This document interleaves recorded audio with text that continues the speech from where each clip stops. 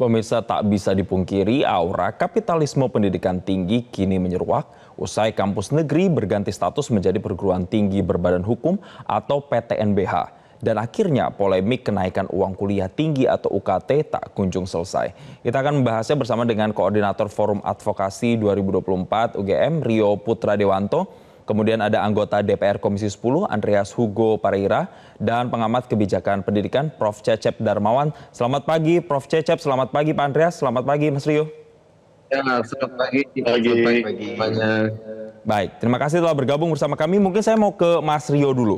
Mas Rio, kemarin itu sempat ada aksi di Hari Pendidikan Nasional yang menyatakan ini menyuarakan jajak pendapat bahwa 70% mahasiswa UGM ini bahkan tidak setuju adanya kenaikan. Dikonfirmasi Mas, berarti memang banyak sekali yang menolak kebijakan kenaikan UKT itu ya Mas ya? Jadi kan mungkin saya kasih latar belakangnya dulu ya Mas.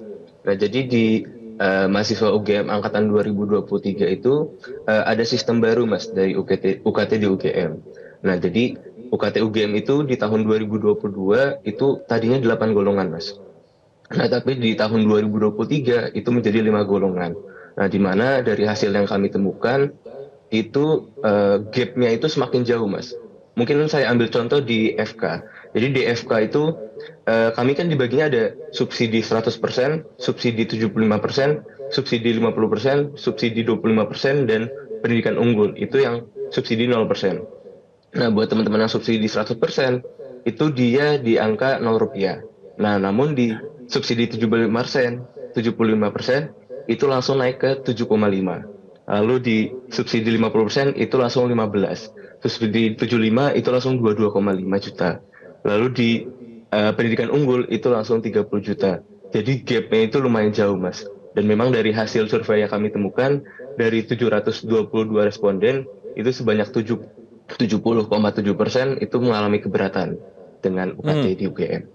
Setelah disampaikan keberatannya ke pihak kampus melalui aksi tersebut, sudah ada hasilnya Mas? Sudah ditindaklanjuti belum sama pihak kampus? Sebenarnya terkait dengan golongan ini tahun lalu sudah kami aspirasikan. Nah, kami coba minta rasionya atau alasannya kenapa sih dari 8 golongan itu menjadi 5 golongan?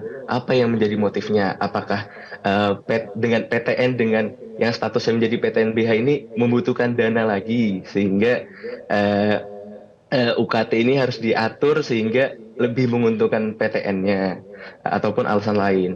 Namun sampai saat ini kamu belum menerima kajian maupun alasan dari dibalik berubahnya UKT tersebut. Jadi secara transparansi itu juga kurang terbuka dengan mahasiswa maupun dengan publik. Ada transparansi yang kemudian menjadi sorotan dari mahasiswa begitu. Nah ini mau saya langsung tanyakan ke Prof. Cecep. Prof. Cecep, ketika kampus PTN berupaya untuk menaikkan UKT, faktor terbesarnya atau faktor pendorongnya apa? Apakah memang satu-satunya alasan karena tadi sudah berstatus PTNBH atau berbadan hukum tadi? Saya kira bukan karena perubahan status ya. Tapi ini harus bicara dari sisi makro kebijakan pendidikan, khususnya kebijakan pendanaan pendidikan. 20% dana pendidikan itu selayaknya itu hanya untuk operasional dan investasi semata. Jangan lagi dibebani misalnya gaji guru, gaji dosen, dan kementerian lain yang pakai dana pendidikan. Saya harap ya ada redesign bagaimana pemilahan ya soal dana pendidikan ini agar 20% itu betul-betul untuk ya operasional investasi semata di perguruan tinggi dan di persekolahan. Jangan dimasukkan gaji guru, jangan dimasukkan gaji dosen di situ. Nah, dari situ kemudian dipetakan berapa sih kemampuan pemerintah itu dengan 20% yang mendongkrak untuk pembiayaan pendidikan tinggi. Ya, X rupiah misalnya. Sisanya bagaimana? Sisanya perguruan tinggi ngadakan kinerja dengan kementerian. Mau dengan apa? Jangan dengan dulu bicara soal UKT. Ya, kreativitas apa yang bisa dilakukan oleh perguruan tinggi? Kerjasama apa yang bisa menghasilkan income generating perguruan tinggi? Ya, kreativitas berupa misalnya hak cipta, kemudian hak paten ya, yang bisa mendongkrak kepada income generating perguruan tingginya. UKT itu langkah terakhir. Ya, jangan dijadikan langkah pertama, harus langkah terakhir. Dan itu pun harus kontrak juga dengan para orang tua mahasiswa. Sebelah mana sih kemampuan orang tua mahasiswa pada kategori 1, 2, 3, 4 itu? Tadi ya pembawa acara bagus, UKT itu uang kuliah tinggi. sebetulnya uang kuliah tunggal, tapi sudah benar tuh, uang kuliah tinggi akhirnya karena mahal tuh ya. Jadi nggak salah sebetulnya pembawa acara kita itu.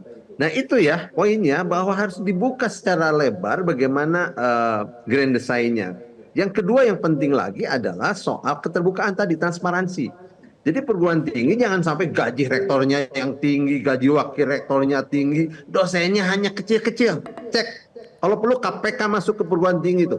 Berapa sih yang layak ya? Rektor, wakil rektor dengan apa dosen biasa itu kesenjangannya ya, perbedaan penggajiannya atau tunjangannya itu seperti apa? Dicek di situ. Saya yakin ada kesenjangan nih. Karena tidak juga ya dengan PTNBH mensejahterakan seluruh dosen. Tidak. Ya, ini ada masalah sebetulnya kalau dibiarkan terjadi liberalisasi, kapitalisasi di perguruan tinggi. Seolah hentikan, menteri harus bertindak dong. Menteri.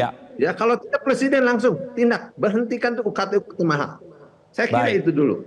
Ya, Prof. Cecep, ini yang juga menarik ketika saya baca wawancara Anda di artikel Media Indonesia dari tadi malam sampai dengan tadi pagi, bahwa Anda mengatakan justru biaya UKT itu harusnya setiap tahun itu menurun, dan kreativitas yang tadi Anda sebutkan dari pihak kampus itu yang justru harusnya dikedepankan begitu ya, Prof. Cecep? Betul. Oke, sekarang saya mau ke Pak Andreas kalau begitu. Pak Andreas, Pak Andreas, ini kita melihat. Halo? Ya, bagaimana, Prof. Cecep? Ya, halo.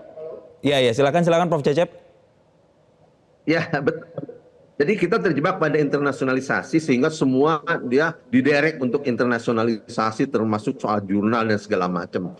Sementara nih pengabdian kepada masyarakat, ya bagaimana karya dosen untuk masyarakat ya seakan-akan ya terabaikan. Saya katakan tidak seluruhnya, tetapi banyak yang terabaikan, tapi lebih mengejar skopus.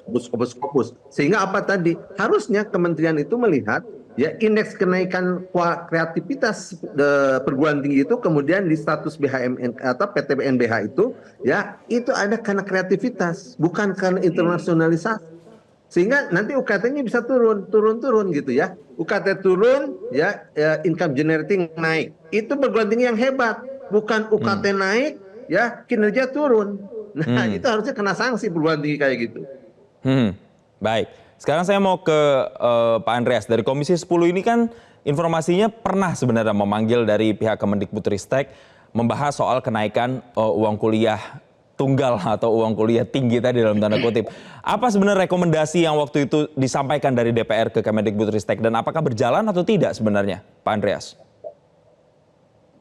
Ya, gini, saya ingin menyampaikan dulu, artinya secara umum biar ya masyarakat pada umumnya memahami soal status PTNBH, PTNBLU, terus kemudian PTN dengan pembiayaan dari negara yang berkaitan Satker ya, PTN Satker tadi Prof. Cecep sampaikan. Jadi PTNBH dan PTNBLU itu memang diberikan otonomi untuk mengelola lebih bersifat independen. Artinya diatur di dalam undang-undang dan peraturan menteri di situ. Nah, cuma yang terjadi sekarang seperti yang tadi disinggung oleh Prof. Cecep, ya otonomi itu kemudian diterjemahkan ya terlalu jauh atau diterjemahkan secara lebih sempit untuk mengelola mencari uang. Nah, memang kita tahu bahwa pendidikan itu, pendidikan baik, pendidikan rendah, menengah maupun pendidikan tinggi pasti membutuhkan pembiayaan, pasti. Nah, tetapi diberikan status PTNBH ini dengan maksud supaya mereka mempunyai kemampuan dengan sumber daya yang lebih ini bisa memperoleh dana dari masyarakat. Dana dari masyarakat itu artinya tadi yang bagaimana mereka mengelola kerjasama untuk penelitian, mencari dana-dana dari perusahaan kerjasama maupun baik dalam negeri maupun secara internasional karena sumber daya yang dimiliki, sehingga dengan demikian mereka mampu membiayai pendidikannya. Tapi PTNBH ini juga masih memperoleh subsidi juga gitu. Nah, sehingga tidak adil kalau kemudian ini biaya pendidikan ini kemudian dibebankan kepada mahasiswa gitu melalui UKT. Karena ya ini jalan yang paling menurut saya ya jalan kreativitas yang paling rendah dari PTNBH itu dengan PTN-PTNBH itu yang mencari jalan mudahnya dengan membebankan itu pada mahasiswa. Seharusnya mereka mempunyai kesempatan untuk mencari dari mana-mana sehingga biaya untuk mahasiswa itu tetap yang wajar, bahkan kalau bisa makin menurun, karena kemampuan dari PTNBH itu seharusnya mempunyai kemampuan lebih untuk membiayai dari sumber-sumber yang lain. Di samping itu kita tahu bahwa PTNBH ini kan menggunakan gedungnya masih menggunakan itu gedung yang dibangun oleh negara. Kemudian dosen-dosennya juga digaji oleh negara. Beda dengan swasta. Ya, sementara kita tahu bahwa sekarang banyak perguruan tinggi negeri, perguruan PTNBH ini biaya pendidikannya sama, bahkan ada yang lebih mahal dari biaya pendidikan di perguruan tinggi swasta. Ini kan menjadi ironi gitu. Dan ini 2-3 tahun terakhir ini menjadi fenomena yang menyebar di semua kampus gitu. Baik. Saya kira di sini Kementerian Pendidikan dan Kebudayaan harus, dan nanti kami akan di Komisi 10 kita akan membicarakan hal ini secara lebih serius lagi sehingga Kementerian Pendidikan dan Kebudayaan harus turun tangan. Baik, artinya yang ditunggu oleh masyarakat saat ini adalah respon dari pemerintah dan juga pihak kampus terkait dengan kebijakan UKT yang dianggap memberatkan ini. Nanti saya juga akan tanya ke Mas Rio, dari polemik yang sudah saat ini terjadi, apa yang terjadi di kalangan para mahasiswa? Apakah kemudian sampai ada yang harus putus kuliah dengan ada kebijakan ini, atau harus cari pinjaman, atau seperti apa? Faktanya di lapangan kita akan ulik usai jeda berikut ini. Pemirsa, tetaplah bersama kami di Selamat Pagi Indonesia. Jelajahi cara baru mendapatkan informasi. Download Metro TV Extend sekarang.